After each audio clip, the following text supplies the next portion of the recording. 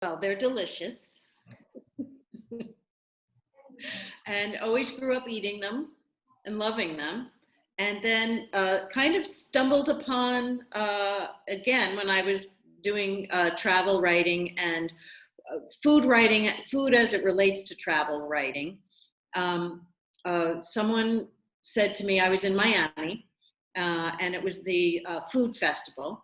And someone said to me, you know, this guy Chopper from Wellfleet, he's an oyster farmer, and he's going to be down at this shucking competition in South Beach. So I knew nothing about it, shucking competitions. And so I wrote a pitch to my editor and got an assignment to do a story about shucking competition with a Wellfleet guy down in South Beach. Got admittance, you know, into this world. It's a subculture of shuckers. And so I showed up at this hotel. I think it was the Nash. I don't think it's the Nash anymore. On the top floor, I walk into this room and there's all these people, mainly guys, but lots of women who are, there were very few women shuckers, but there were a mixed group of people, and they're all got their knives out, and they're all obviously friends with each other, and they're all like comparing knives. And so my advice to anyone who ever meets an oyster shucker and you want to start a conversation, you say, tell me about your knife.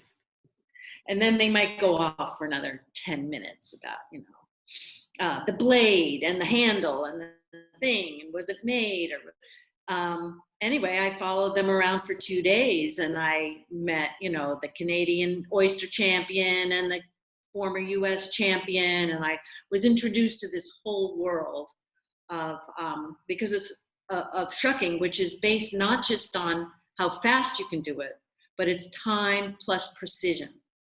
So there, when you present your tray, it's supposed to be as if you were serving them in a restaurant.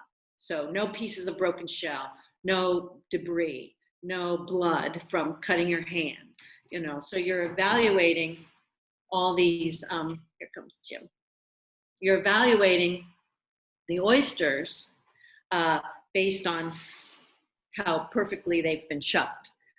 So every shucker has a timekeeper, and so when they're finished shucking, they put their hands up, or they ring a bell, or they stab their knife in the table, depending on who's hosting it, where they are, and that's their actual time. And then the trays are taken to the judges, who evaluate them for all those things I mentioned. Are they stuck to the bottom of the shell? It has to be completely severed. And then they get penalties added on. So then their time will change. They might have shucked 24 oysters in 1 minute and 10 seconds, but you know, they might have 3 minutes of penalties added on. So they have to be fast, but they need to be clean. So it's a balancing act. How much time do they take? So, and then, so I followed Chopper. I was like, this is really interesting. So I followed Chopper. He was going to be going to the Nationals, the US Nationals, who knew, in Leonardtown, Maryland. So I got an assignment from American Way magazine to go down there. And he won. He was the first American, yeah. So, and as a winner of the Maryland, the US championship, they funded him to go to Ireland. So then I had to figure out a way that I could get myself to Ireland. And so what I did was I proposed to the Wellfleet SPAT, Shellfish Promotion and Tasting Organization, that if they, because they give out scholarships, they give out money, they collect money, and they do things for the community with the money they raise over the Oyster Festival weekend in October, the third weekend in October.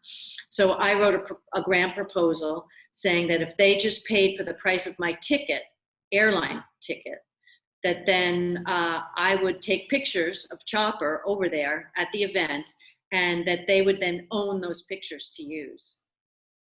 So they agreed. It was only like a you know, a $900 ticket. So I had my ticket paid for, and I went over, and he won.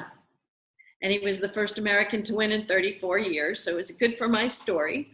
And, you know, and then you start meeting people. You start meeting the Canadians and the Scandinavians and all the people that are involved in this industry. And so from there, I went to Canada to do a story, the Canadian nationals, and on and on and on. So it's a wonderful world. The people are so funny and generous and irreverent too. I mean, it's not like it's serious. It is serious, but it's fun, serious, if that makes sense.